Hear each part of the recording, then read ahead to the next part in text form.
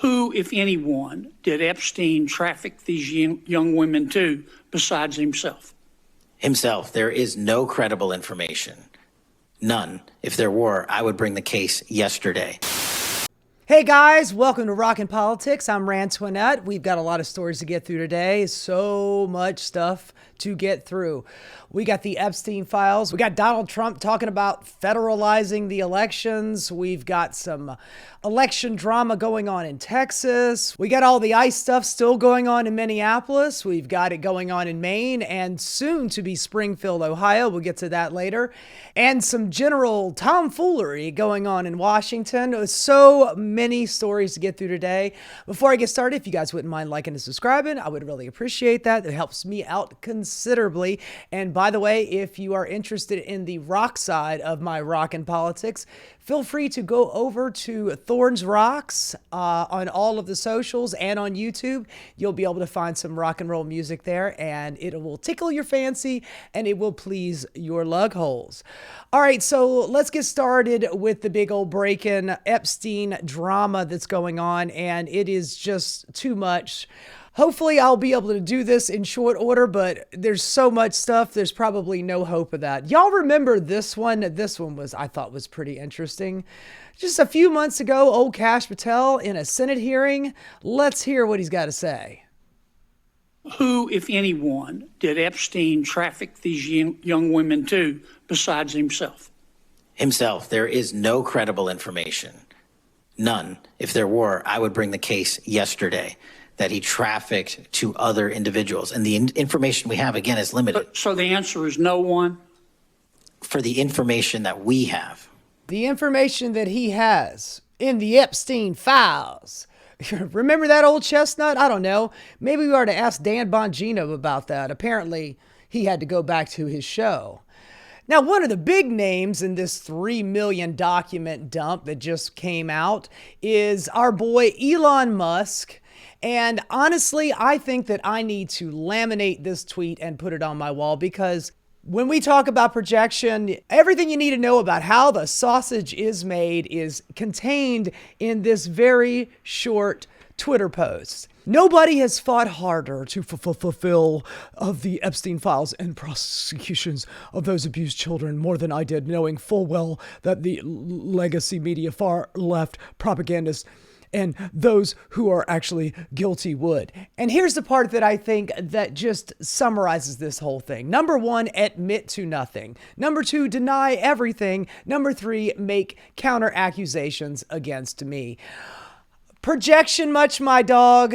That is exactly what this is. It reminds me so much of what Roy Cohen used to say to Donald Trump when he took him under his wing all those many decades ago. And to me, this reads off like, well, I'm rubber and you're glue, and whatever you say bounces off of me and sticks to you. That's what this says to me, honestly. And this right here is Elon Musk's defense. If I actually wanted to spend my time partying with young women, it would be trivial for me to do so without the help of a creepy loser like Epstein, and I would still have 99% of my mind available to think about other things. I don't know, what, posting on fucking Twitter? Dude, I could pick up as many teenagers as I want to. Dude, that is not the flex that you think it is. Seriously. Now, we've got Todd Blanche, Donald Trump's former lawyer. He is on Fox News with Laura Ingraham, and just catch the question and the lack of answer, would you?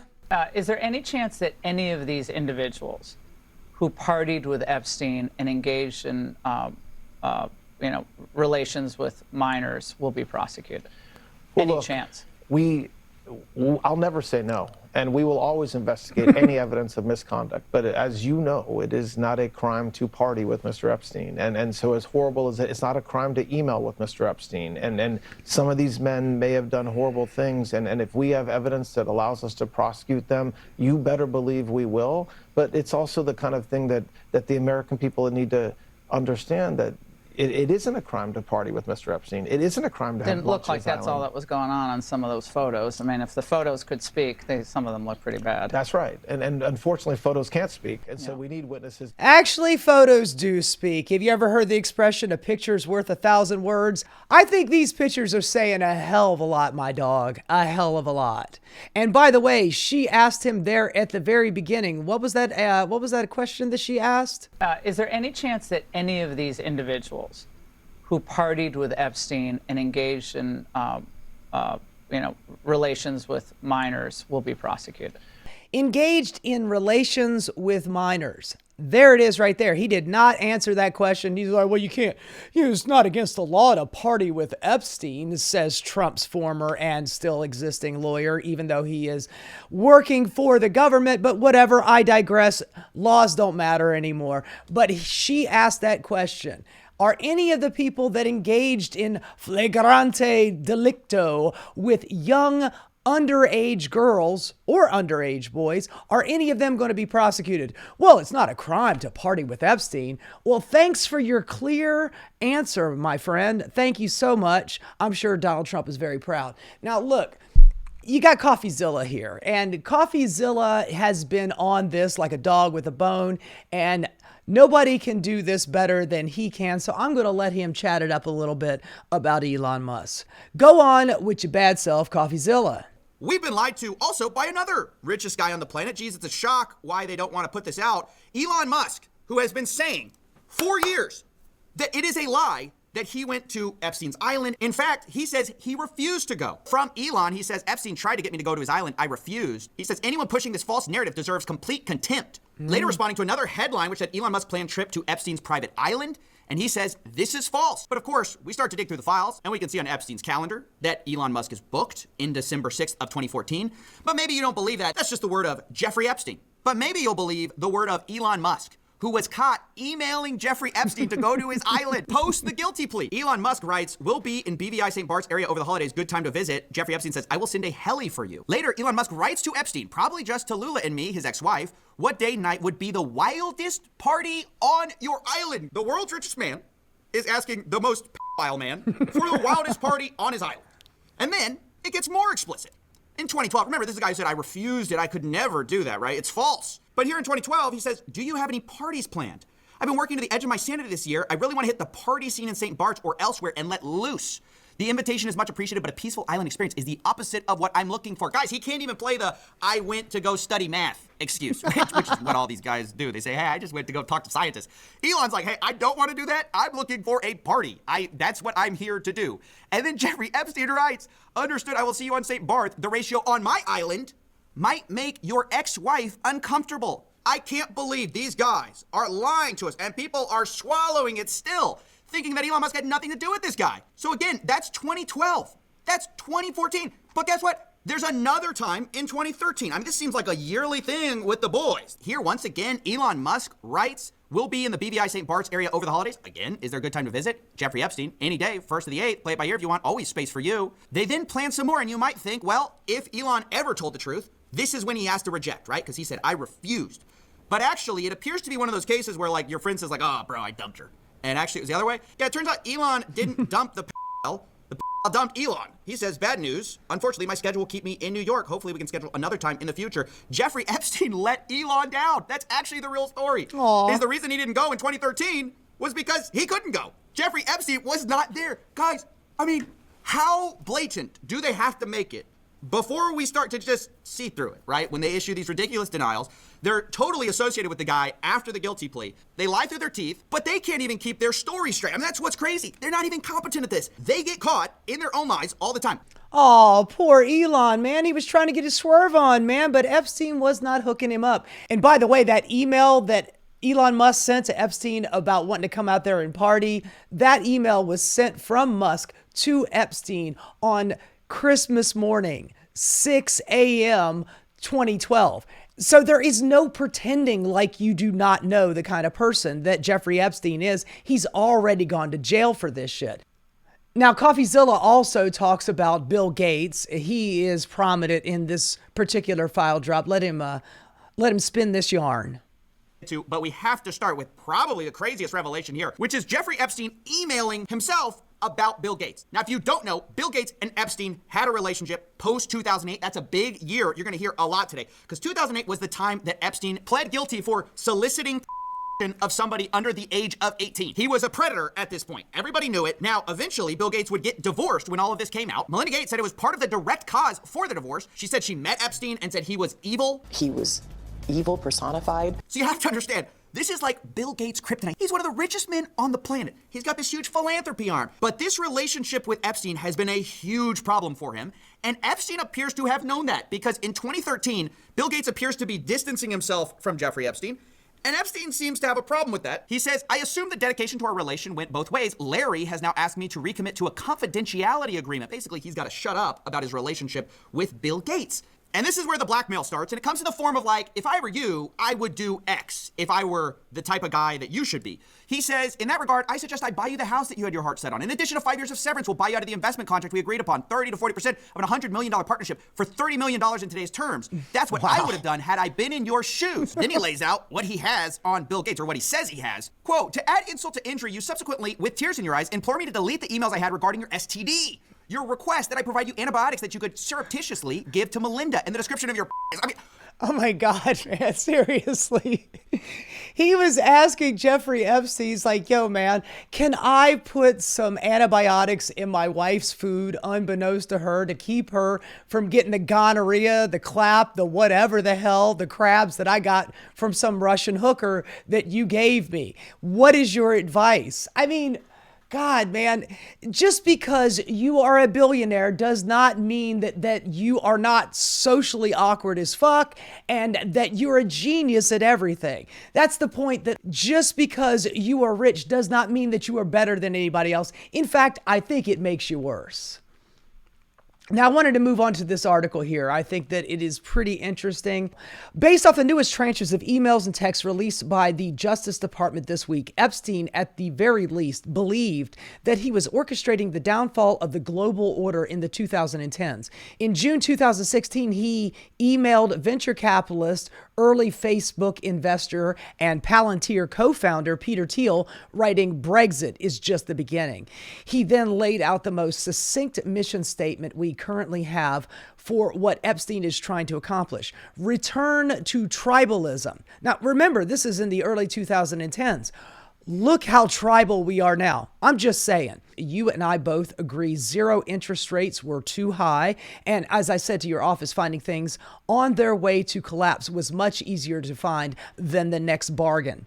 Epstein's message gives us a glimpse of a shadowy world of international espionage, deregulated finance, far-right politics, eugenicist race science, information warfare, and unfathomable, intricate human trafficking networks.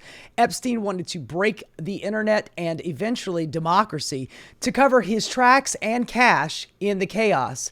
Based on the documents we have accessed, these are twin obsessions for Epstein: manipulating what we see online and finding digital alternatives to traditional finance. These two ideas would dovetail into one project: building a far-right takeover of Europe with Steve Bannon. Bannon first enters the picture when Epstein took an interest in World of Warcraft. Epstein was close to Brock Pierce, cryptocurrency entrepreneur who co-founded the stablecoin Tether.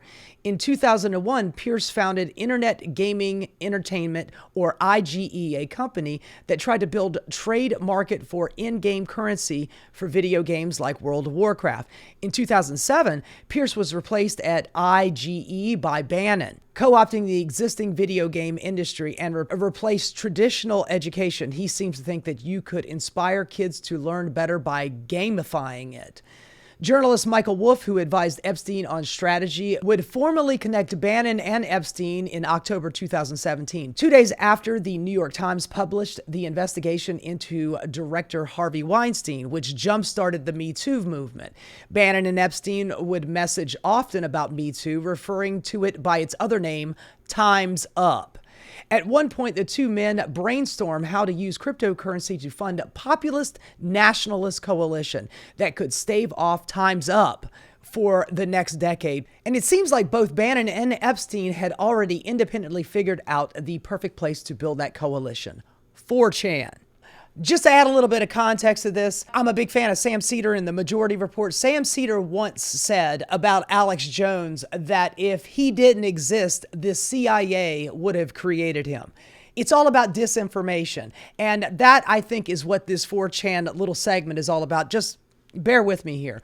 One of the central internet mysteries of the last 15 years is why 4chan creator Christopher Poole reversed course in 2011 and brought back the site's political board, which is called Poll, or politically incorrect.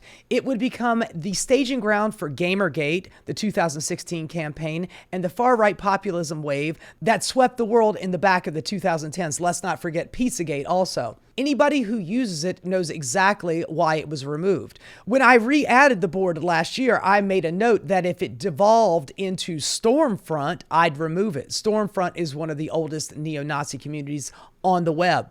So it has never made much sense as to why Poole would barely a year later launch Politically Incorrect, a board specifically designed to be a racist hellhole.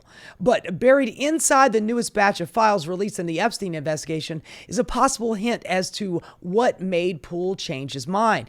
He met with Epstein the day before Poll was created. On October 20th, 2011, Boris Nikolic, who is, by the way, Bill Gates' right-hand man, he must be busy, a venture capitalist, former advisor to Bill Gates, sent Epstein the Wikipedia page for Christopher Poole's writing, "There is a cool guy," parentheses, kid, "that you should meet." 4 days later, Nikolic followed up asking Epstein, "How did you like Moot? He's very sensitive, so be gentle." Poole's username for years was Moot. "I liked him a lot. I drove him home. He is very bright," Epstein replied, went on to write that he will be a friend and that he is one of the greatest hackers. Meanwhile, in 2012, March, Bannon, following the death of conservative blogger Andrew Breitbart, was installed as the editor-in-chief of Breitbart News. In 2014, 4chan's video game board V and Poll, Politically Incorrect, started lighting up about the Gamergate conspiracy theory. Milo Yiannopoulos, then a young tech writer for Breitbart, would transform Gamergate from fringe message board drama into the cornerstone of the global far-right movement by repackaging it in articles optimized for Facebook traffic. Which was perfect timing because Epstein was beginning to work his way into Silicon Valley. The international pedo cabal also thought Elon Musk was a loser. Ha ha ha ha. Epstein was not always a creature of the internet. In 2010, Hollywood producer Barry Josephson asked Epstein if he knew Silicon Valley investor Ron Conway, to which Epstein replied, "No, Silicon Valley is another world." But by 2012, he was already starting to make inroads into San Francisco. In one of 100 of newly released emails between Epstein and Elon Musk, Musk introduced Epstein to Google DeepMind CEO Dennis Hassabis. It is unclear if the two ever formally communicated, but Epstein continued to keep tabs on Hassabis. As for Musk, contrary to what he's been saying over the last few years, he was a regular presence in Epstein's inbox. But seems like Musk was mostly a path towards bigger fish. Ironically enough, though, he is the world's richest man, but Epstein was using him as a stepping stone. In 2012, Epstein asked British investor Ian Osborne to set up a meeting between him and Peter Thiel, and Zuckerberg. Osborne also tried to connect Epstein with Apple's Tim Cook, and in 2013, Epstein was recorded telling former Israeli Prime Minister Ehud Barak that he should try and work with Palantir, which turns out they do. They do right now. And a little side note, Israelis' tactics of surveillance using Palantir has now come home to roost like them chickens. However, the earliest actual emails between Epstein and Thiel released so far are from 2014, which is 6 years past Epstein's conviction. Just keep reminding yourself that. In an email in 2015, Epstein connected Thiel with Sergei Belikov, Russia's deputy minister of economic development and alleged Russian intelligence operative. In an email to Thiel a month after that, Epstein alludes to a visit to his Zorro Ranch in New Mexico. Also in 2015, Epstein told medical researcher and author Peter Atta that name will come up in a little bit, who was just named as new CBS contributor by Barry Weiss, whose wife, Nellie Bowles, also corresponded with Epstein, that he was having dinner with Musk, Thiel, and Zuckerberg. And in 2016, Epstein offered to share the expenses for Thiel's lawsuit against Gawker, which would eventually bankrupt the outlet. That was that whole incident over Hulk Hogan. So Thiel threw a shitload of money behind the lawsuit to kill Gawker, because Gawker at one point had outed Peter Thiel as a gay man. He was pissed off about that, so he decided to fund this Hulk Hogan lawsuit against Gawker and Bubba the Love Sponge, I think it was. And also, just so I don't forget, there are plenty of pictures with Barry Weiss and Peter Thiel. It's just so incestuous, guys.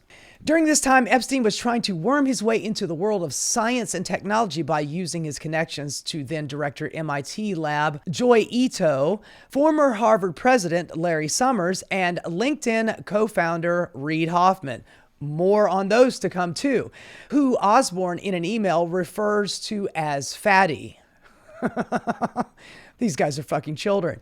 Ito emailed Epstein in 2015 to tell him that he'd used gift funds to underwrite the Media Lab's management of Bitcoin's core software. Epstein was also an early investor in Coinbase. And then Epstein's dreams of statecraft were supercharged when he finally officially met Bannon in 2017. This guy is involved in everything. He is heads of state. He's involved with the world's richest people. It's a whole bunch of tech bros. He's trying to work his way into cryptocurrency. I mean, he is at the ground floor of this shit. Based on the emails to which we currently have access to, populist politics, online disinformation, cyber warfare, and cryptocurrency were just a scaffold for his work as a financier and a sex trafficker, a way to destabilize the global order, make connections with the world's elites, and continue enriching himself and preying on vulnerable young girls. Reading through his messages, it is clear that he was someone who was learning to speak the language of social media and far-right populism. 2015, Epstein allegedly started funding a French-language white nationalist YouTube channel. More on that. And he and Bannon were plotting a far-right blitz on Europe's upcoming elections, which ironically did happen. In March of 2018, Bannon bragged that he was now the advisor to far-right Italian politician Matteo Salvini, Germany's far-right alternative for Germany, the AfD, which has been developing rather scarily. Hungarian Prime Minister Viktor Orban, another corrupt motherfucker, and the UK Brexiteer Nigel Farage, probably one of the worst humans that UK has ever birthed. In another email that month, Epstein also alleged that Marie Le Pen, far-right Front National Party, was financed by Russia. She's another one of these horrible people. I believe her dad was just basically a full-on Nazi, and now she's trying to run France. Ugh, God, man. We are in bad shape here. We're probably the worst with Donald Trump, but Europe is like not that far behind. And over the next 6 months, the men continue to scheme with each other over text. In March 2019, Jair Bolsonaro, Orban, Salvini, and Epstein texted Bannon, now at the pyramid, referring to the Louvre pyramid, with the entire government. What are your plans? I mean, these guys are trying to do fascistic world domination. Were Epstein and Bannon really buying crypto-funded far-right coalition of pro-Nazi dictators across Europe? Or were they just LARPing as kingmakers with each other over email? Does the distinction even matter? Or if powerful figures seem to believe in their project? Honestly, that is a good question, and I don't think it matters, because a lot of the things that they were planning over a decade ago have come to fruition.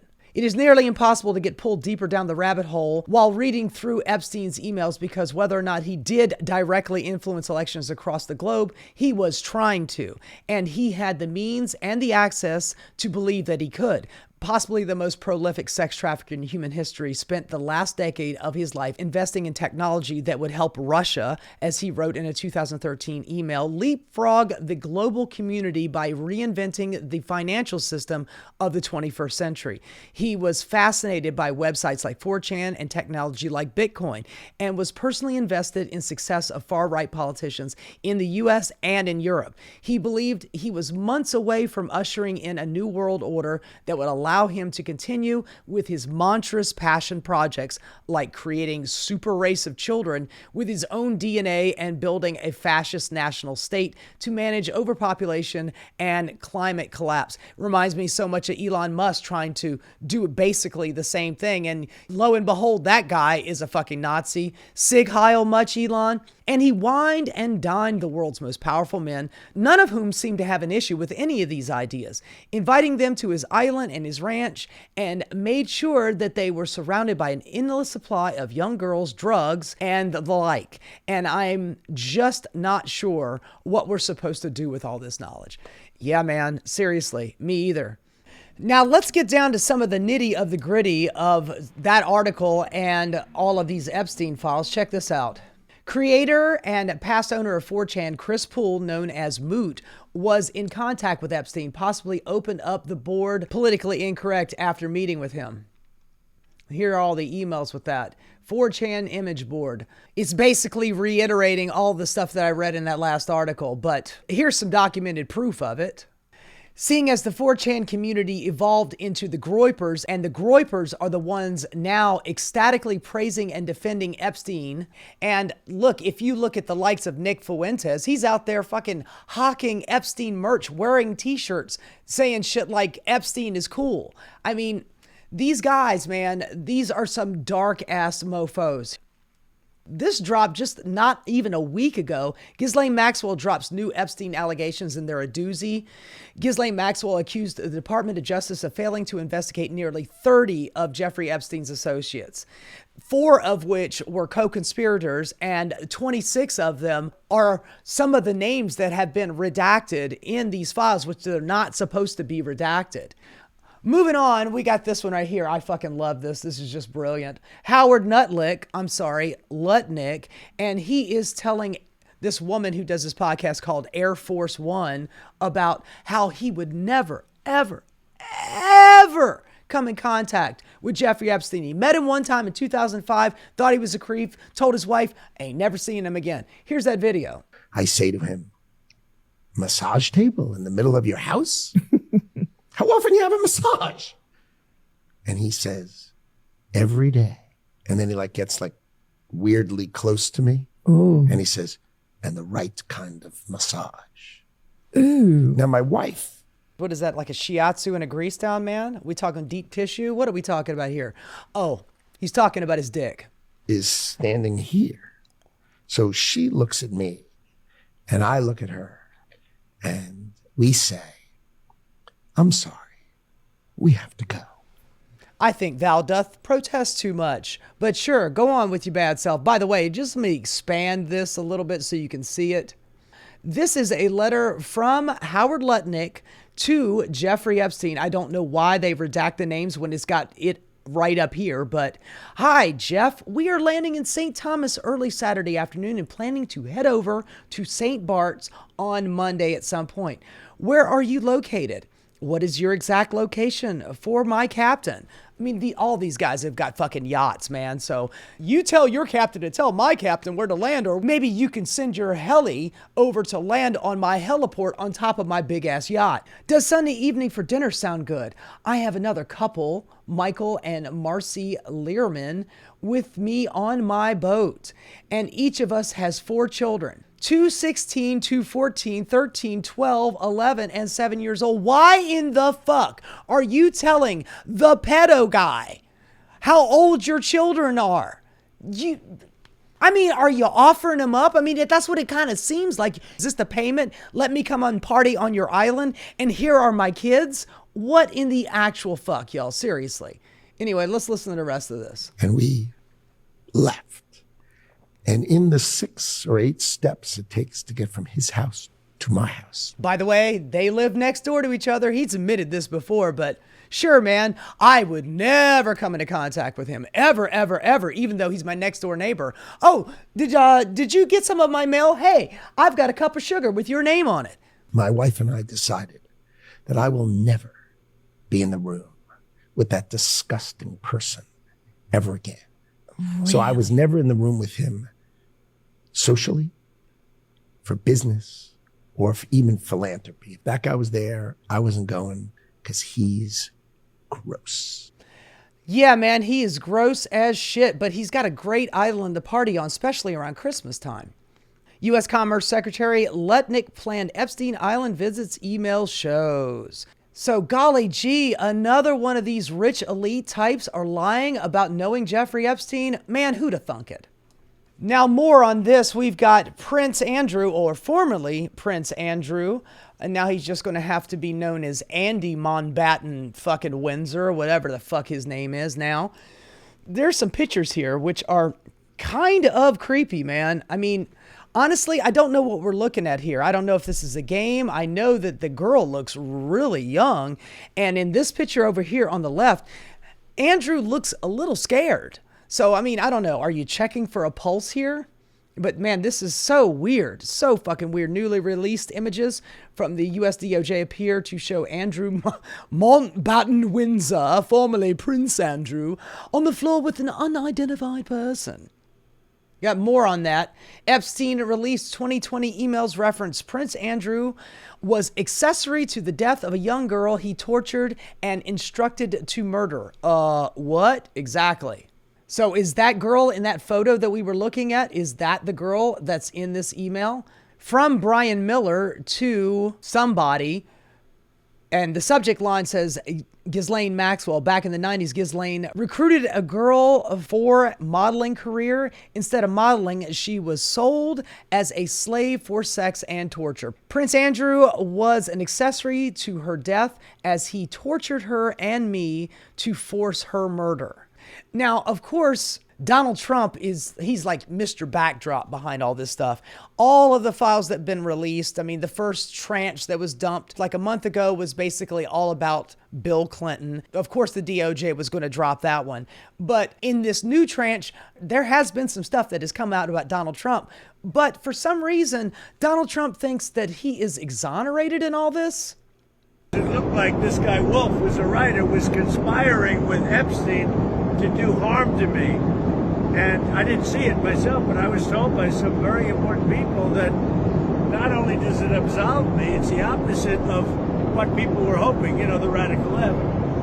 That Wolf, who's a third-rate writer, was conspiring with Jeffrey Epstein to hurt me, politically or otherwise. And that came through loud and clear. So yeah, man, I'm sure you are completely exonerated. You have absolutely nothing to do with it. But let's verify with a few of these emails and information that was dumped in this last one. Brian Krasenstein writes, massive breaking. A witness swore under penalty of perjury that Donald Trump threatened a young girl, telling her she could disappear like another 12-year-old female, and then threatened to kill her entire family, according to Epstein-related court records. This is sworn testimony. Look, there are different levels of accusations pointed at these guys. One is like, somebody just calls up FBI with a tip. That's just a tip, and the FBI is supposed to follow up on that kind of stuff. Although a lot of the victims of this Epstein sex trafficking ring, they've reached out to the FBI, and none of them have ever had a follow-up call from the FBI. I'm just putting that out there. If the witness fabricated this account, they would face multiple years in federal prison for perjury. So this right here, being under sworn testimony, is a higher level than just a tip. Somebody just calling up with a tip is one thing. Somebody actually doing sworn testimony, that is a much higher level of accusation.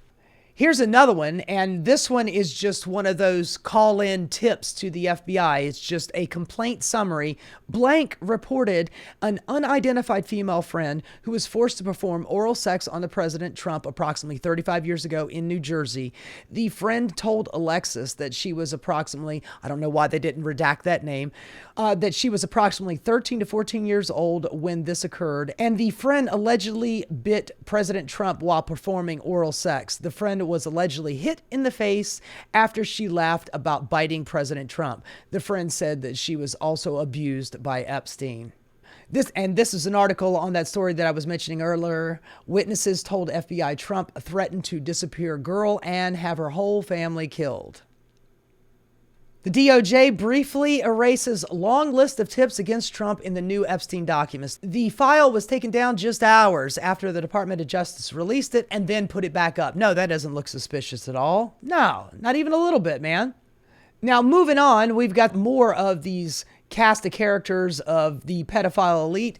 The dude on the right with this redacted young girl, whoever that is Brett Ratner of Melania fame. He was the guy who directed the Melania documentary. He was also involved, I believe, in the early X-Men movies and a handful of other stuff. But according to some of the women that worked on those, Brett Ratner masturbated in front of them, sexually assaulted some of them. I mean, this guy was hell on fucking wheels. Anyway, this guy directed Melania.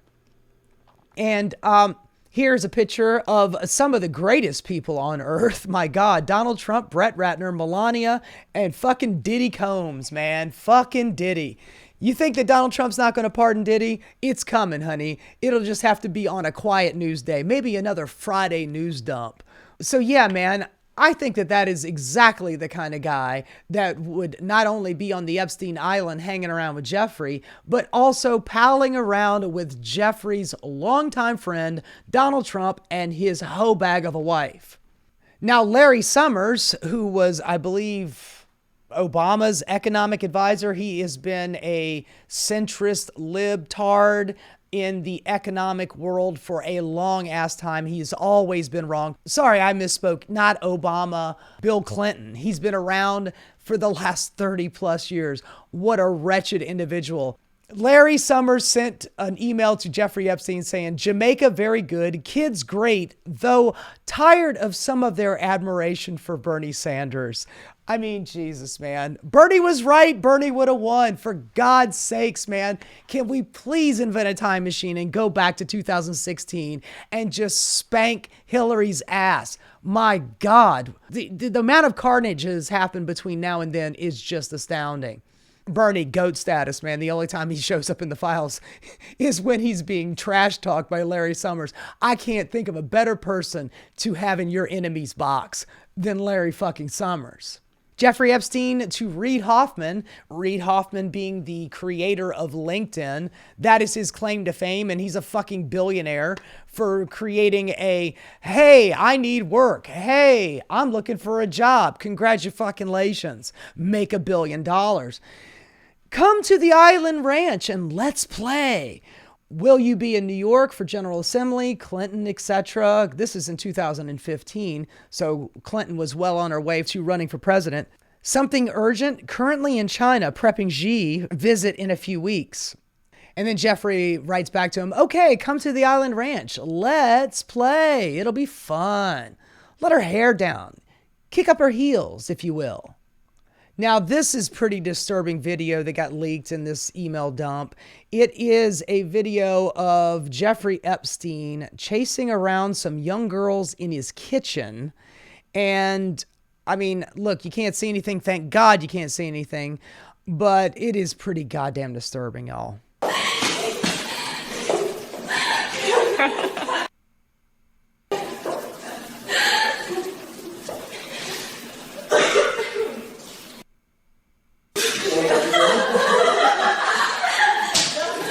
I mean, if you listen to their voices, man, these are some young girls. You don't have to see the video of them to be able to hear their voices. They sound like teenagers.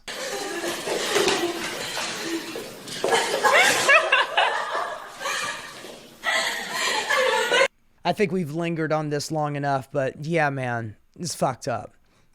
Now, sometimes these guys are really wide out in the open about, hey, how much for this girl, and such is getting paid for this, and, we're moving her to him and what have you. And then sometimes they are talking in code, which, by the way, the whole Pizzagate thing that I was talking about earlier, I wanted to let you know that the crew really appreciated the pizza today. Thank you for letting us do that. R&S. From somebody to Epstein, this is better than Chinese cookie.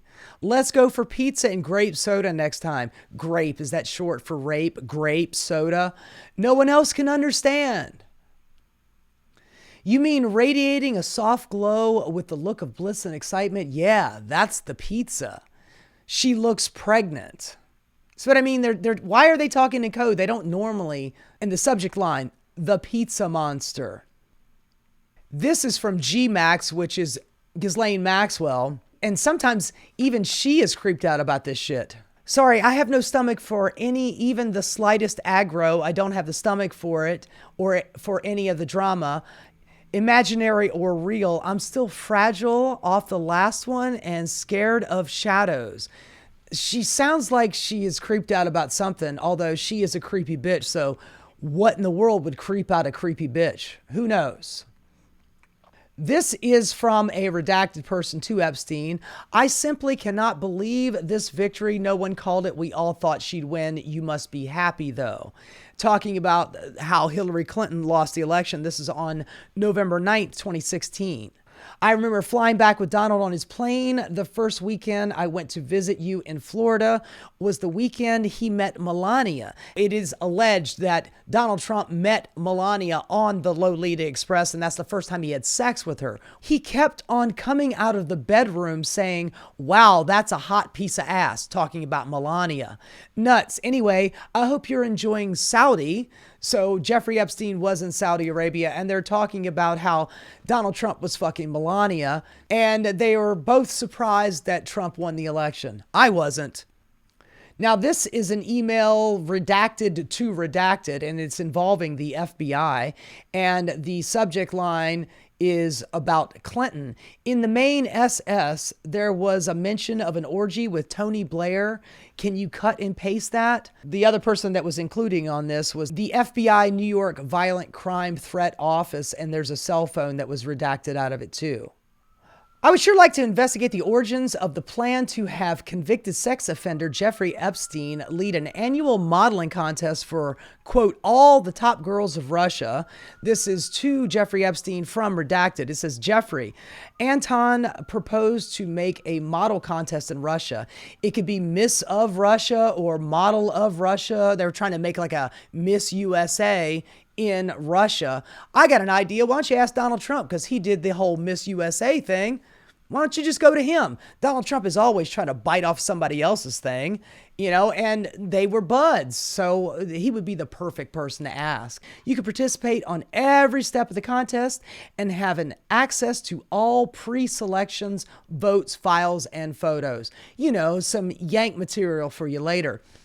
Now, y'all remember back to the Steele dossier. Michael Steele did some Oppo research for the Republican Party against Donald Trump because you remember there were a lot of people running in the 2016 primary against Donald Trump. So somebody out there was financing this Steele dossier, this collection of evidence against Donald Trump to hope to get him out of the spotlight. Of course, obviously it didn't work. But this guy right here, his name is Paul Singer, and if you're familiar with him, he is Supreme Court Justice Samuel Alito's sugar daddy. I just wanted to bring him up specifically because everybody was giving the Steele dossier a hard time, and I think the main point of the Steele dossier was that Donald Trump hired some hookers to do some water sports, a little golden shower action, either on him or on a bed where Barack Obama slept. I don't know if it was some kind of weird fetishy vengeance thing. I have no idea, but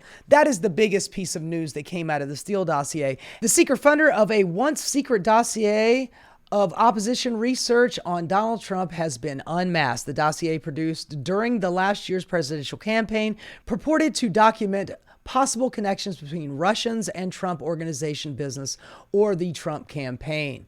A key financial backer of the Free Beacon is Paul Singer, a billionaire New York investor who is among the country's most active Republican donors. Since 2012, Singer has given more than $40 million to Republicans and conservative candidates for federal office, according to the Center of Responsive Politics. Recipients include Jeb Bush, Marco Rubio, who competed with Trump for the Republican nomination. Earlier this week, in another Washington law firm, Perkin Cole, which represented the Hillary Clinton campaign and the Democratic National Committee, said it continued to pay Steele for his work after Trump secured the nomination. So he was getting paid before Hillary Clinton. Hillary continued to pay for this information. The Steele dossier, published after the campaign by BuzzFeed, contained salacious and unverified information about Mr. Trump and his 2013 visit to Moscow. So the guy who originally funded the Steele dossier was this guy, Paul Singer, Samuel Alito's sugar daddy, and he worked for Marco Rubio and Jeb Bush before the dossier even managed to make its way into Hillary Clinton's little grubby mitts. Trump's new pick for Fed chair makes an appearance in today's Epstein file release. His name is Kevin Warsh. Please look this over. I think Roman's boat is bigger than Ron Perlman's. Here's a list of everyone that I know that is coming down so far. Please advise where and when to screen. Isle de France, Hotel Tijuana. Here is the list I just sent Harvey. Is that Weinstein? Why are you redacting that? Maybe it's another Harvey. How many people are with you tomorrow? Do you know blank? Steve Cohen next door to blank. Just met him, and Larry Gogo next to Isle de France. Keep me posted. So anyway, Kevin Warsh is implicated in this, along with Ben Lambert, Raymond McGuire, Ghislaine Maxwell, staying on Billy Kotek's boat. And here he is right there, Kevin Warsh, former governor of the U.S. Federal Reserve during the International Monetary Fund and World Bank spring meeting at the IMF headquarters in Washington, D.C. on Friday, April 25th, 2025. This guy is Donald Trump's pick to replace Jerome Powell. And we've got a little Donald Trump quote here. On top of everything else, he is central casting and he will never let you down. Trust me, I know this guy. He's going to do exactly what I want. If I want him to raise the interest rates, I want him to lower them. He's going to do it because I told him. That is not how the Fed is supposed to work. And honestly, if the Supreme Court ever stepped in on telling Donald Trump that he couldn't do something, it might be that, but who knows? They are all a bunch of fucking bootlickers. Thank you so much, John Roberts. Anyway, I just wanted you guys to take a look at that. This guy was in the Epstein files. Hey, look at that. I hope he had some good island fun. Here's an email from Melania to her dear friend, Ghislaine Maxwell. Hello, G. How are you? Nice story about Jeffrey Epstein in New York Times Magazine. I do a shit Slovenian accent. My apologies. You look great in the picture. Who gives a fuck about Christmas? I know you are very busy flying all over the world. How was Palm Beach? I cannot wait to go down. Give me a call when you are back in New York. Have a great time. Love, Melania. And there they are all together. Don't they look sweet? Oh, so cute. Look who else showed up in the Maxwell files. Somebody, I believe it was Ghislaine Maxwell, is talking to Jeffrey Epstein about a fossil hunt that they went on, and they went with RFK. They couldn't remember who else was in the party, but they remembered him. Ghislaine Maxwell told Deputy Attorney General Todd Blanche that she once went on a dinosaur bone hunting trip with Jeffrey Epstein and Health and Human Services Secretary Robert F. Kennedy Jr. and said that she never saw anything inappropriate with Mr. Kennedy. Well, I mean, aside from the fact that he looks like a leather bag and he talks like he's speaking through fucking gravel, I don't know. Maybe we might think back just a couple of months ago when he was sending all of those creepy ass text messages to some young woman talking about, I would like to part you like the Red Sea and fill you with my juices, or let my river flow through you. Jesus, man, all of these motherfuckers are so goddamn nasty. Okay, moving on, we got Steve Bannon. This is when he steps into the picture. Jeffrey Epstein speaks with former Trump advisor Steve Bannon at Epstein's New York mansion in this undated photo released by the House Oversight Committee on December 18th. Now back to CoffeeZilla. He's talking about Steve Bannon, and this is pretty interesting. Have a look. But now let's return to Steve Bannon and his "we're going to crush the trafficking" narrative. Because this guy, oh boy, has been revealed in the files to being like Jeffrey's right-hand PR man. I mean, this guy was filming... Right-hand PR man, huh? He must be really busy. Basically a documentary about Jeffrey Epstein in order to rehabilitate his image. And some of it has actually leaked to the public. It's been interesting to watch how that's been received. But the funny thing is that originally Jeffrey Epstein's plan was to just do a YouTube video, like an apology, like a old school 2016, turn on the camera for authenticity and saying, you know, he says, do you think I can do my own video interview and upload it to YouTube? No sandbagging, interview format, or like a diary piece. Steve Bannon says if you do an interview, it can't be like Johnny does a YouTube. It has to be amazingly professional and perfectly cut. Then Jeffrey Epstein responds, Woody, we assume Woody Allen, because they were close, said he would help edit. Not sure how to stage, what points to make, but better than trying to do an interview that I have no experience doing. Goal is to humanize the monster. Anything written carries little weight, to which Steve Bannon... I mean, listen to it, man. He's literally saying, you know, that you are a monster and we all know you're a monster, but let's try to humanize you. Replies, yes, Jeffrey Epstein. Should it be an interview format, interviewed by me? They start talking about, like, how do we do this? Humor, apology, how did I get rich? Question mark, topics. Their brainstorming, how do we trick the public into seeing me as more than a monster? Now, funny enough, right before this, Jeffrey Epstein asks about a dinner with Woody, and then he says, or too many pedos in one place. God and damn. you gotta love the self-awareness there. Now, I don't know what he meant by that. To be clear, I'm not making that accusation against Woody Allen. We'll talk about him in a second. That's Jeffrey Epstein saying that. I think what's interesting to point out, though, is how all these rich and powerful people are circling the wagons to try to protect Jeffrey Epstein's reputation, right? This is a guy who at this point has been known for years to have pled guilty to these 2008. Look, that's what I've been talking about for a while now. This is not about... It's not just about the sex trafficking. It is about a class struggle here. The wealthy will circle the wagons to protect their own. Meanwhile, send us all of this ridiculous, counterintuitive information to get us to fight with one another while they run out the back door with all the money and all of these young girls get abused in the process. I'm just saying, man, we need some solidarity like rich people have solidarity with one another. Charges. This was an open secret. And so Steve Bannon goes along though anyways, and he films this documentary. Now what's interesting is he starts talking about the documentary and he starts saying, I'm watching our second hour now. Guys were blown away. I didn't think it was as strong at the time, but I was wrong. Need huge part about threat of AI versus reality, threat of climate change. And this is where the notes start going back and forth of how can we get you to think of other things? So part of the conceit of this big interview of Jeffrey Epstein was to try to humanize him and actually present him as this genius, everyman, quirky guy with a few flaws, right? Sounds like Elon Musk, doesn't it? You know, everybody tried to present him as some kind of weird, awkward dude that, you know, doesn't really have any social graces, but he's a fucking genius, man. Trust him. He is a genius. He just knows things that all of us have no clue how things work. Elon Musk really knows. He must, because he's rich. He's a billionaire, right?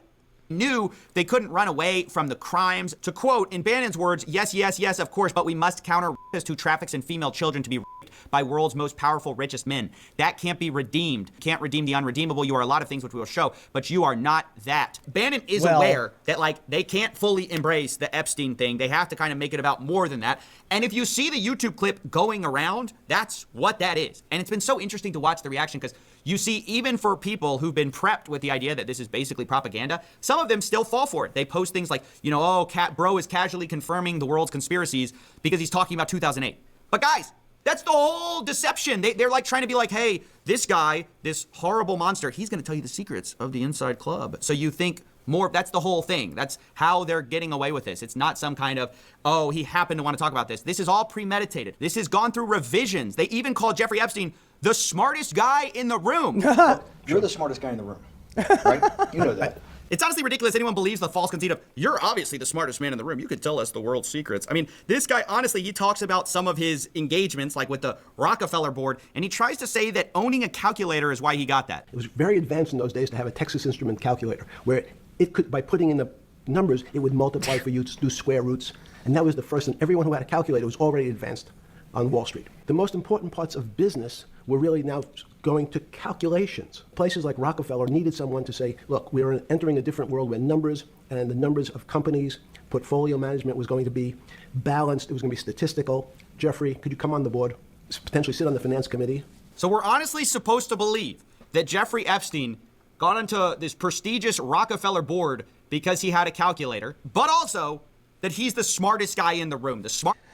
Well, you know what? I mean, I'm not going to disagree with CoffeeZilla here, but I will say this, that every time one of these tech douche canoes goes in front of the Senate or in front of the House for a questioning, none of the people on the board asking questions know anything about technology. It's like, can you help me open up my email, Jeff Zuckerberg? I mean, if anybody would be swayed by somebody with a Texas Instruments calculator, it would be some of these wealthy elite types who barely know how to tie their own fucking shoes. So they assume that people like Elon Musk and fucking Jeffrey Epstein are some kinds of super geniuses when they barely step over that very low bar of intelligence. Anyway, Steve Bannon is up to his eyeballs in this shit, and I have no idea how he does a 4-hour podcast every day. And who in the fuck is watching Steve Bannon to this day, as fucked up life as he's lived and as much corruption as he is steeped in? I have no idea who's out there watching this shit, but honestly, you need to come to your senses. Now, let's stay on this Steve Bannon tip here. We've got Bannon and Epstein text message exchange. They mentioned Trump's new assistant, Madeleine Westerhout, as a new friend of Trump. Bannon calls her Grundoon, one of his favorite pejoratives. Epstein refers to her as knee pads, as she is doing God's work. Apparently, this girl, Madeleine Westerhout, was in the White House doing Donald Trump, basically, just going down on Donald Trump in the Oval Office. Sounds a bit like Clinton, doesn't it? Oh my God, man. Don't even get me started on Clinton. Epstein then writes he's much more calm, but the sight of him in the residence in his undies is hard to fathom. I'll give you details when I see you. Here's another text exchange between the two of them. Hell of a December 2018 exchange here between Bannon and Epstein. Epstein saying he's getting John Bolton on board with ideas that Qatar is the linchpin in the Middle East.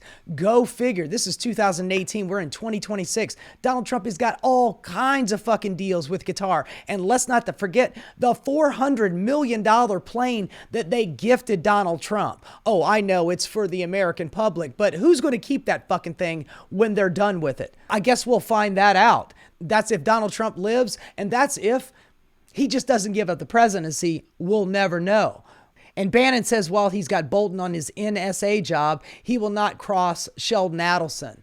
So Sheldon Adelson, one of the biggest donors to Israel, and Miriam and Sheldon Adelson have given Donald Trump up to and over $300 million in his last 3 elections. So they have very specialized interest in making sure that Israel keeps getting funded to do their genocide. We got some more wealthy elites. Richard Branson told Jeffrey Epstein to bring his harem the next time that they met, as he gave pedophile PR advice after conviction for procuring minor for prostitution. Look, I've said it before, I'll say it again.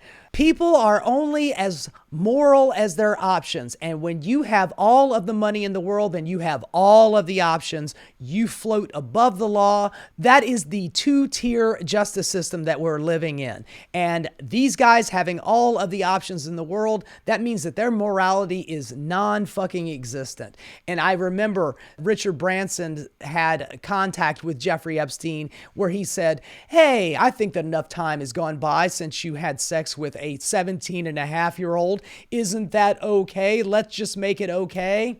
I mean, all of these rich assholes are just justifying having sex with underage girls. And yet again, if she's 17, she is still too young. If you have to ask a teacher's permission to go to the bathroom, you are too young to have sex with, okay? Just get it through your fucking head. It's not barely legal. It is illegal. 18 is barely legal. 19 is barely legal. 15, 16, 17 is fucking legal. Moving on, we got some of the best people in the world, another rich billionaire type. Peter Thiel. Jeffrey Epstein sent him a message. Animals are fun to watch sometimes. I don't know if this is bestiality or if they're just talking about anybody in particular, but Peter Thiel thought it was cute and sends him a little winky face emoji. Epstein was just talking about the Rockefellers. Now he's in a $25 million agreement with the Rothschilds. A 2015 document shows Jeffrey Epstein through Southern Trust Company locking in a deal with the Rothschild Group to work on risk analysis and algorithm projects. I guess he pulled out that Texas Instruments calculator and pressed the shit out of the Rothschilds. The agreement listed $25 million payment for Epstein Company plus extra reimbursement and confidentiality terms. Another reminder of just how deep his network really went. Now, this one is fucking crazy. This one is knucking futs, man, I gotta say. The Crown Princess of Norway was asking Jeffrey Epstein for parental advice about showing her 15-year-old son naked women. On November 2012, Crown Princess Mette Marit emails Epstein, "Is it inappropriate for a mother to suggest two naked women carrying a surfboard for my 15-year-old son's wallpaper?" A year earlier, Bill Gates' science advisor, Boris Nikolic, fresh out of a DARPA meeting, jokes to Epstein, "She wants to carry your kid."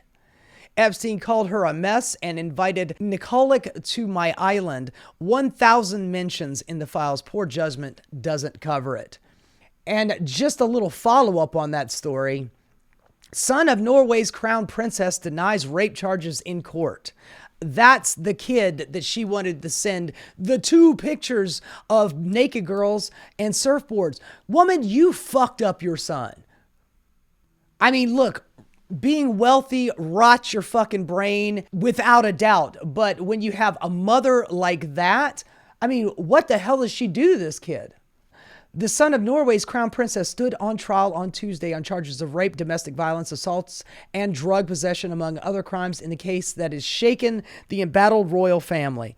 Marius Borg Høiby, 29, son of Crown Princess Mette Marit, and stepson to Crown Prince Haakon, could face multiple years in prison and found guilty of the most serious of the 38 charges brought against him. Høiby pled not guilty on 4 counts of rape. Høiby's lawyer, Petar Sekulik, earlier told Reuters his client didn't admit criminal guilt for the charges of rape or domestic violence, but did admit guilt for some of the less serious matters. So, man, these are the best people. They really are the best people. Speaking of some of the most wealthy and most awesome people, new email shows New York Giants co-owner asked Epstein to connect him with women. New York's co-owner and American filmmaker Steve Tisch sought out Jeffrey Epstein's help in connecting him with women more than a decade ago, according to the emails released Friday by the Justice Department. In an email on April 26, 2013, Tisch asked Epstein if he knew anything about a very sweet girl who he met at Epstein's house earlier that week. Epstein replied that he will get all the info on her and asked if Tisch had contacted another woman who Epstein described in crude detail. Epstein told Tisch, "I'm happy to have you as a new but obviously shared interest friend." And this is some of the correspondence between them. Jeffrey Epstein told him, "You should be in New York this week. Have a new present. I'm going to be in LA on Tuesday. Come see me tomorrow night. Got plans? Lunchtime? In the Caribbean, return at 6:30. Is my present in New York City?" He was also asking whether or not these girls were civilians or professionals, as in, is she a working girl? Epstein replied, "Never." So he does not hire prostitutes. He likes them young, fresh, and untouched, just the way that Steve Tisch likes them. Epstein's sex empire was KGB honey trap.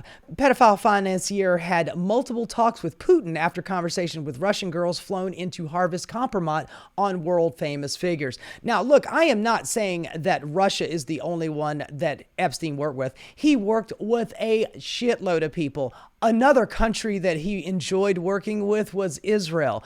I think that a lot of times when they put information out like this, they are trying to separate from Israel, but in this one, they actually mention it. The release of more than 3 million new documents related to the latest sex offender gives credence to incendiary claims made by senior security officials that Epstein was working on behalf of Moscow and possibly Israel when he facilitated assassinations for some of the world's most powerful men. Epstein even seems to have secured audiences with Putin after his 2008 conviction for procuring child prostitution. And they got some pictures of him in his little Russian hat. Here's a little bit more of his international affiliations.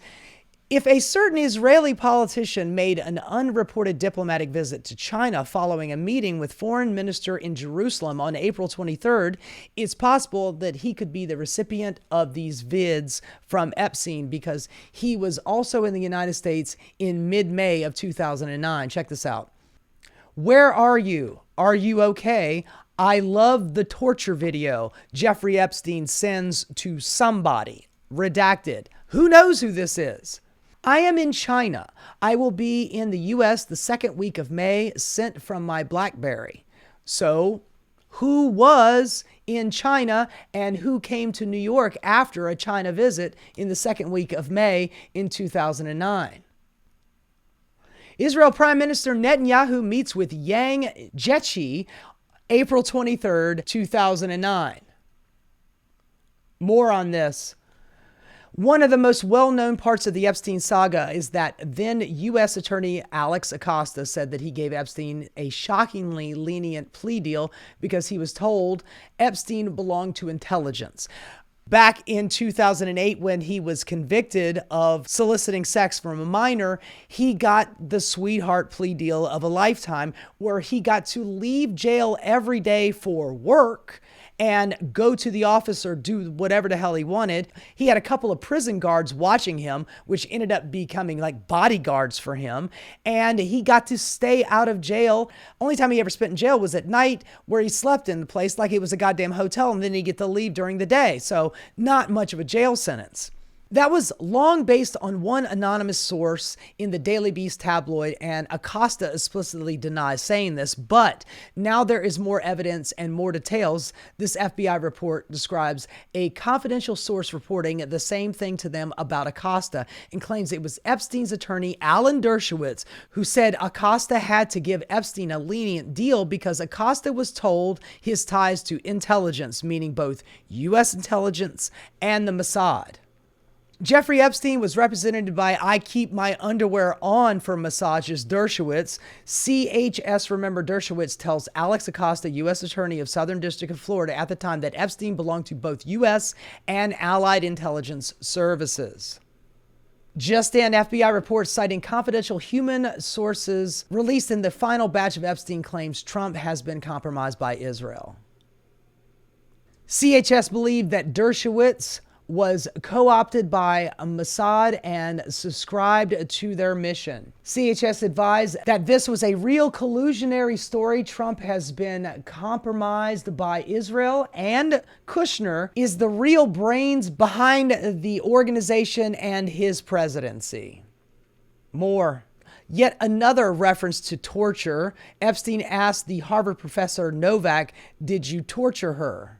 Our spy was captured after completing her mission, whatever the hell that means. But do you put torture past any of these guys? Remember back in that article I read at the beginning of this, Jeffrey Epstein funded a white supremacist YouTube channel. You just cannot make this shit up. Jean-Francois Garepi, he is a very well-known white nationalist. In this email, I'm in the Epstein files now. What were you doing in 2015? Like he's fucking proud of it. Hi, Francois. It would be great to meet up tomorrow if you could. Would 1 to 3 p.m. work for you? Yada, yada, yada. Could you send me an overview of Narrative's current progress and goals by email? Thank you so much. I look forward to meeting you. Hi, 3 p.m. is best for me. See you at the cafe if that works for you. Perfect. Saturday at 3 p.m. at Corrado Cafe. Thanks for the report. Or whatever you can put together. My cell phone is just so you have it. Jeffrey. So like I was saying before, this guy has been trying to do some white nationalist shit here in America, but he was also trying to do that shit in Europe as well. And he had himself a nice little compatriot, Jean-Francois fascisto, whatever. Who is Sasha Riley? Everything you need to know about the alleged Epstein survivor, audio going viral. Sasha Riley appears as a war veteran with honors from his experience fighting in the Iraq War, having also claimed that he escaped being trafficked as a child. This video appears to have been recorded as part of a record conversations held on the phone by an individual with no affiliations with the media or investigating bodies. Riley adopted children from the latter part of the 1970s and claimed child abuse from early childhood. The released material is 6 audio recordings, which is, according to the publisher, are unedited. In these recordings, Riley recounts experiences of alleged trafficking between the ages of 9 and 13, including claims of extreme violence and exploitation. The publisher says that the recordings were released to the public interest and that Riley has indicated a willingness to testify or undergo a polygraph test. Well, you know what? I mean, Todd Blanche said that he'd absolutely prosecute if he had some fucking evidence, man. He would absolutely go after anybody who allegedly done something really, really bad. He would do it. Well, I don't see anybody else jumping on this goddamn landmine, but Sasha Riley, Jesus, man. Just more victims. Male or female, does not matter.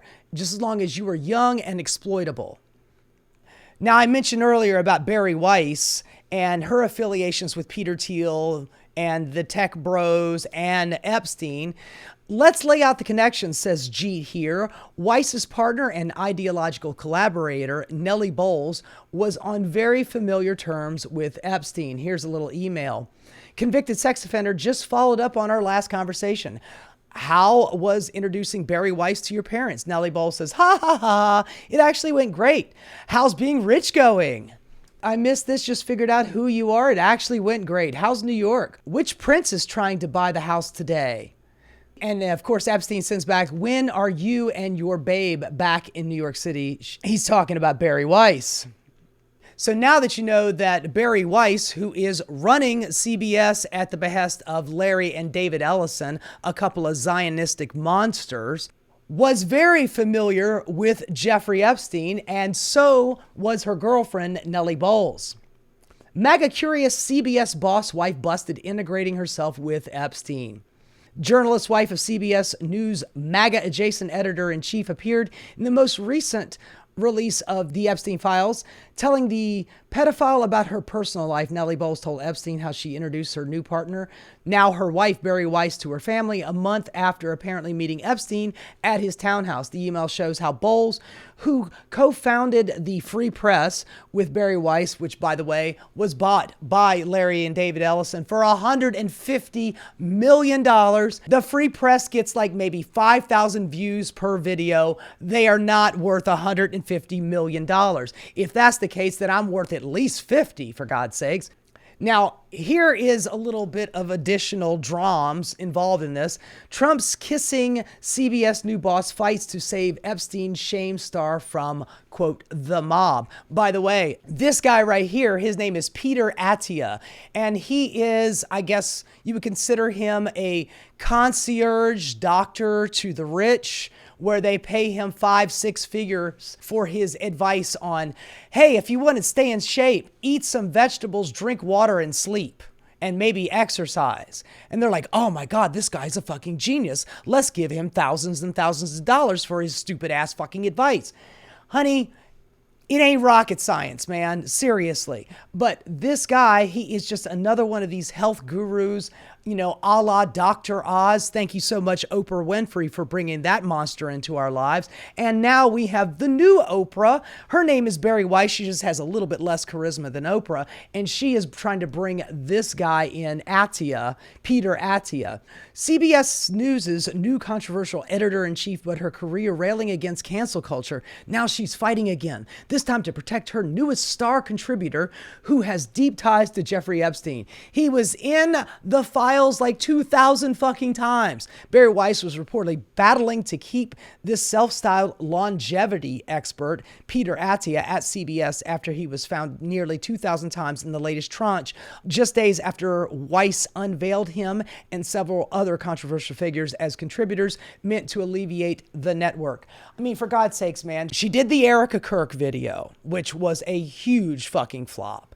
She buried the Seacott story, which was almost directly afterwards. And then, of course, she forgot to bury it in Canada. So Canada aired the segment, the 60-minute segment, and then it ended up spreading into America. So Barbra Streisand affecting that shit.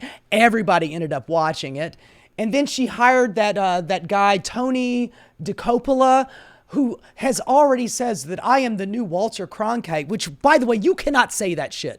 Other people have to say that you're the new Walter Cronkite. You can't just sit in that fucking seat and say, I'm Walter Cronkite. You are absolute dumbass. I have seen some segments from this guy, and I'm surprised that he could tie his fucking shoes. The guy is a moron of the most extreme high levels. Atia, 52, which, by the way, he's a longevity expert. The dude looks fucking 52 years old, man. He does not look any older or younger. He looks like he's 52 years old. I mean, Jesus Christ. Can I get paid tens of thousands of dollars to tell people that the best way to get in shape is to exercise, eat healthy, drink water, and get some sleep? I mean, wow. That is some stellar fucking advice. Atia, 52, maintained a long and at times sexually explicit correspondence with a disgraced financier. I wish they stopped calling him the disgraced financier. He is the king of the pedophiles until Epstein was arrested on federal sex trafficking charges and died by suicide in 2019. Those were air quotes, just in case you didn't see that shit. Update on the Peter Attia situation. We are hearing that there is a battle royale between Paramount Corporate and CBS News' Barry Weiss. Waxman wrote on Twitter, she does not want to cut ties with Attia and sees it as giving in to the mob. Barry Weiss has never been smart. Obviously, she does not have a very good news acumen, but now she is like a bull beating her head up against the wall. I mean, woman, take the L and move the fuck on. But there's a counter argument being discussed about the optics of a guy dispensing medical advice who had some weird exchanges with Epstein about how he pled to the first charge of sex with a minor. Well, let's take a look at some of those. From Peter Attia to Jeffrey Epstein, you, the biggest problem with becoming friends with you, the life you lead is so outrageous, and yet I can't tell a soul. Yeah, man, you can't tell people that you're hanging out with Jeffrey Epstein. And then he also went on to say that eating pussy is low carbs. So yeah, I mean, of course, this guy is single-mindedly about keeping carbs and gluten down, of course. But here's the most disturbing part of this whole story. In Peter Attia's book, he wrote a book, and he writes about this time where he did not go home to stay with his wife and his son who was in the hospital. I think it was a heart condition or something like that, but it was a real serious issue. And she asked her husband to come home, and he says, I can't because I am really involved in my very important work of what? Giving rich people advice on how to eat vegetables, whatever. But that lines up with a group of emails at the very same time that he was trading back and forth with Epstein about going to visit him on his island. So his very important work that he could not go home to be with his wife and his ailing son that he felt so bad about was hanging out with Jeffrey fucking Epstein, man. So just like Donald Trump picking somebody to run the Fed, this woman is trying her damnedest on making sure that this guy, Peter Attia, friend of Jeffrey Epstein, still gets the job at CBS. I mean, honestly, I think that CBS has become a loss leader for Larry and David Ellison. I think that I don't think that they care whether or not this project makes any money or not. I don't think that they care if they run it into the fucking ground. They could give a flying fuck about the news on CBS. Ultimately, they just want to either turn it into a new Fox News that is in full support of Israel, or it could just go out of business. They don't care, just as long as you're not talking about Trump, just as long as you're not talking about ICE, just as long as you're not talking about fucking Israel. Hire anybody you want, Barry Weiss. Now, this picture has been going viral. This is just a little interesting side thing here, but the CIA runs everything. Here's Jeffrey Epstein with somebody who is redacted. And in the picture, if you look at it, all of these little circles have the word CIA in them. So they're obviously in some CIA site with a whole bunch of boxes of evidence. And for some reason, it looks like bits of leather. Whatever, I have no idea. But there's Jeffrey Epstein yucking it up at this CIA facility. And this one right here is pretty damn shocking as well. From the Epstein files, Jeffrey Epstein was messaging contacts in real time as the Khashoggi story broke and speculating that MBZ set up MBS. MBS is Mohammed bin Salman. He is the crown prince of Saudi Arabia. And MBZ is, I guess, a rival, Mohammed bin Zayed. And Jamal Khashoggi was killed on October 2nd, 2018. We all remember it. He went to the embassy in, I believe it was Turkey, and he did not come out. Well, I guess he did come out in plastic bags because apparently he was chopped up. And Donald Trump doesn't give a shit about that because he's friends with Saudi Arabia. He loves those guys in the white robes, man, because they're sitting on a shitload of oil money and they love gold as much as the Don does. By October 12th, the story had become an international crisis. That day, Epstein emailed a contact, "Smells like something bigger to me."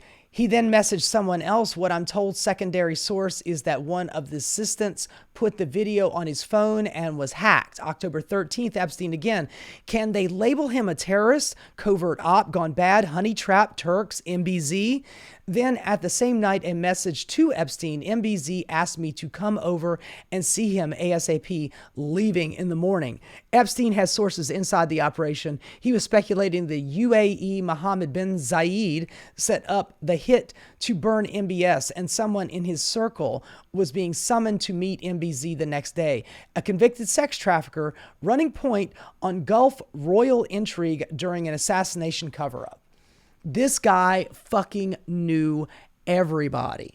Why is a math teacher who was given a gig by Bill Barr's dad now meeting with all kinds of heads of state and all kinds of clandestine activity? I have no idea. Here's another story that's very similar. Leadership would like your help. Indian billionaire tapped Jeffrey Epstein before Modi's visit to the U.S. and Israel. So if you want to give somebody in India, some tips before they meet with U.S. and Israeli diplomats, send them to Jeffrey Epstein. He can give you all the good advice that you need. Epstein connect with Indian billionaire close to Prime Minister Narendra Modi with former Israeli Prime Minister Ehud Barak ahead of the first ever trip by the Indian Prime Minister to Israel. Days later, the billionaire Anil Ambani told Epstein after a visit to Delhi that leadership wanted Epstein's help for Ambani to meet Jared and Bannon ASAP and requested his assistance regarding Modi's upcoming trip with Trump. I mean, Donald Trump says he doesn't have anything to do with it, but man, he sure as shit knows everybody in Donald Trump's little inner circle. Jared Kushner and Steve Bannon. Whether they were in the background or in the foreground, Donald Trump knew what was going on in there, and they're all having meetings behind the scenes. Modi's landmark visit to Israel in 2017 helped accelerate the burgeoning relationship between the three countries. And if you don't know who Modi is, he is basically the Trump of India. Same guy. Afterwards, Epstein celebrated an email that Modi had danced and sang in Israel for the benefit of the U.S. president. Now, here in America, if you're rich and you're elite, you do not get punished for jack or shit. But at least across the planet, heads are rolling due to this latest email dump. Slovakian Prime Minister National Security Advisor resigns over the Epstein links. The National Security Advisor to Slovakia's Prime Minister has resigned after documents released in the U.S. showed an exchange messages about girls and diplomacy with the late sex offender Jeffrey Epstein. Miroslav Lajcak departure in a video message on Saturday described the advisor as an incredible source of experience in diplomacy and foreign policy, but he still was hanging out with a goddamn pedophile. In a text exchange from October 2018, Lajcak could be seen lightheartedly discussing women and forthcoming meetings with Russian Foreign Minister Sergei Lavrov. After Epstein sent an image which cannot be seen on the record, Lajcak replies, "Why don't you invite me for these games? I would take the MI girl." Who wouldn't? Epstein text back. "You can have them both. I'm not possessive." Anyway, he resigned. At least somebody's taking fucking responsibility for this shit. And here's another one. Ex-UK ambassador to US Peter Mandelson pictured standing in his underpants in an Epstein file dump. Here he is right here standing with some young girl holding like what looks like a laptop or, an iPad or some kind. And There's another picture of him right here in his undies. But he sent $25,000 worth of payments to Mandelson HSBC accounts, which is the Hong Kong Shanghai Bank, which, by the way, is not the best bank. They funnel a lot of criminal money. No wonder Jeffrey Epstein was involved with it. Mandelson, who's not been accused of any wrongdoing, had no record or recollection of receiving the payments, his spokesperson told the Financial Times. The ex-diplomat enjoyed a close relationship with the disgraced financier. I think the world of you, and I feel hopeless and furious about what has happened, Mendelsohn wrote in a 2008 email about Jeffrey Epstein being convicted. I can still barely understand it, or just could not happen in Britain. So, man, if he'd only been in Britain, he wouldn't have been convicted for pedophilia. And Mandelson would have probably took his fucking side. Sounds like a really great guy, but his punk ass is now gone. Epstein lawyers discuss possibility of cooperation with prosecutors days before his death, file reveals. Less than 2 weeks before the convicted abuser was found dead, lawyers met with Manhattan federal prosecutors. So it seems like in the end, he knew that he was going to be in trouble and he wanted to spill the beans and hopefully save his own life. But he was housed in a federal prison while his nemesis, former best bud, Donald Trump, was president. And lo and behold, he mysteriously dies of suicide. Yeah, man, I buy that. I absolutely buy that. But according to this, he was going to come out of the closet and name some names. Well, looks like that did not happen, did it? In an email exchange involving Jeffrey Epstein shows how casually threats of violence were discussed after accusations that a third party had lied. Redacted sender to Epstein. I give you permission to kill him. He is apparently with Olga. He lied to you and he lied to me. Jeffrey Epstein says, whoops. No one will lie to you and get away with it from me. No one. Whoops is correct. So yet again, more threats of death. And I wanted to save this right here till last because it is pretty goddamn disturbing. 2009, a 21-year-old Gabriela Rico Jimenez was filmed after claiming she had attended an exclusive elite party. She vanished that night, never to be seen again. In 2026, Epstein victims claims elites did the same. A coincidence, I'm sure. Here, just check out this email exchange here. This is part of the record. The NYPD Detective Bureau of Child Exploitation Human Trafficking Task Force, they were read in on this. And it was an interview of a purported Epstein victim. I'd like to add a few other points disclosed by the purported victim. While on this yacht, he witnessed African-American males having sex with white blonde females, all of whom were bleeding during intercourse. He was a victim of a type of ritualistic sacrifice in which his feet were cut with a scimitar, but left no scarring. On the yacht, he witnessed babies being dismembered, their intestines removed, and individuals eating the feces from the intestines. And if that didn't sound scary, here is this young girl, Gabriela Rico Jimenez. ¡Comieron humanos! ¡Asquerosidad! ¡Comieron humanos! Yo no estaba enterada de nada. Que había, o sea, de los asesinatos sí, pero que habían comido humanos. ¡Humanos! Fue la carne humana. ¡Comieron humanos! She says that they're eating humans and she smells like human flesh. Guys, this is some fucked up ass disturbing shit if I've ever seen anything like it. It's not just sexual assault, it's not just rape. It's bestiality, it's cannibalism, it's murder, it's everything that is bad. When you are wealthy in America, you can do whatever you want. Now, I'm not saying that if you're anywhere else on the planet and you're wealthy, you can't. But here in America, it seems to be kind of a bonus. If you are wealthy in America, you do not get punished. You do not go to jail. I mean, how many people can you think of? I could probably count them on one hand who have actually done something comparable to this and have gone to jail and stayed there. I mean, hell, even Bill Cosby got out. We are in the middle of a fucking class struggle, man. The rich elite do what they want and receive no punishment for any of their crimes. Meanwhile, you walk across the street the wrong way or use an aerosol can not directed, you go to fucking jail. We've got the Gestapo all over the country arresting Americans and shooting Americans. But meanwhile, these guys do whatever the hell they like. And here's the crazy thing. QAnon was kind of right. There is an elite cabal of evildoers out there. Call them what you want, the Illuminati or whatever. But these guys get to play at the highest echelons, and people like Jeffrey Epstein help facilitate all of their criminality. And the most crazy thing is that you got people like Todd Blanche out there, who was Donald Trump's former and current lawyer, honestly. So is Pam Bondi. They are completely biased and do whatever Donald Trump wants. But you got them out there saying that although we see all of this terrible stuff, there's no way we can prosecute. No, there's no way you want to prosecute, because if you prosecute one of them, then you have to prosecute them all. And since our pedo in chief is not allowing that shit to happen, then it will not happen.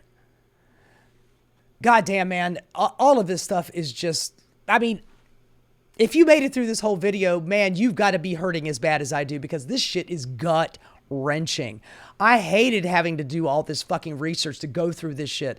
But my God, the scope of this is beyond belief. Even though all of the child sex trafficking and the CSAM and all that stuff is horrible and wretched, it's also the contacts that Jeffrey Epstein had with the world's elites, whether they be rulers of countries or Hollywood elite types. You get your Woody Allens and what have you, with pictures of those two together, all the way to Noam Chomsky. Shame on you, Noam Chomsky. Donald Trump, to Ehud Barak, to Vladimir Putin, to Viktor Orban, and then you got Steve Bannon and these two guys scheming and putting them together. And then, of course, he knows all of the billionaire tech bros like Musk and Peter Thiel. And all of this because somebody thought that he was a mathematical genius. He seems like all he did was honeypot traps and extortion of money. And then, of course, doing all of his little side deals with all these world leaders with a little side dish of pedophilia to tie it all up. God damn, man. Somebody needs to go to jail for this shit. And you got Ghislaine Maxwell. She's living her best life in a minimum security prison, taking yoga classes and playing with her puppy. All because Todd Blanche, at the direction of Donald Trump, gave her that sweetheart deal. Just like Alex Acosta, Trump's former labor secretary, gave Epstein that sweetheart deal in 2008. These guys never, ever, ever get punished for their illicit crimes. If by miracle's chance that Democrats get back into power, first of all, you've got to get rid of Hakeem Jeffries and Chuck Schumer, because they're not going to do a goddamn thing.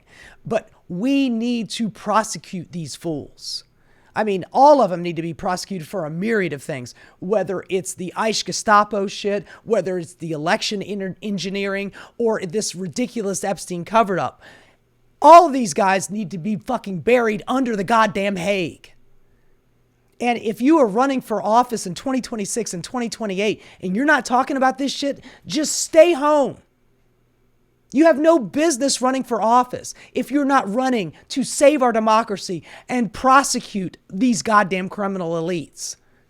We need some goddamn solidarity in the working class of America. There's more of us than there are of them. They rally around themselves and they cordon themselves off and they protect their own.